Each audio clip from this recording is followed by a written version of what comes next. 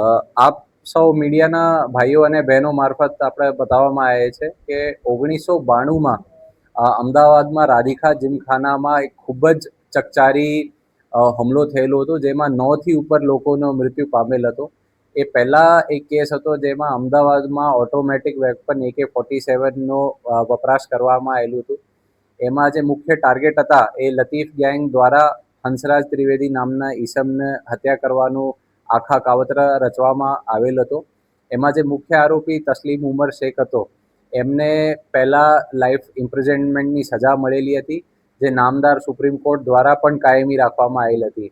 એ 2019-20થી એ પરોલ jump ઉપર ફરાર હતો અને ક્રાઇમ બ્રાન્ચની ટીમોને બાતમી મળતા એમને ઉદયપુરથી પકડીને સલાખોની પીછે ધકેલવામાં આવેલું છે. બિલકુલ, એ જે આરોપી છે ખૂબ જ રીડા પ્રવૃત્તિના છે. એમને ખબર હતી કે ભાઈ પોલીસ જે છે ખૂબ અલર્ટ છે, એટલા માટે એમને ઉદયપુર જઈને ત્યાં લગ્ન કરવાનું પણ એમને લગ્ન પણ કરેલા હતા. ત્યાં એ કોઈકનો ખબર ના પડે એ રીતને એ સામાન્ય પ્રોપર્ટી ડીલિંગમાં પડી ગયું હતું, જેથી ત્યાંના લોકલ લોકોનો ખબર ના હોય કે ભાઈ આ એટલો રીડો ગુનેગાર છે.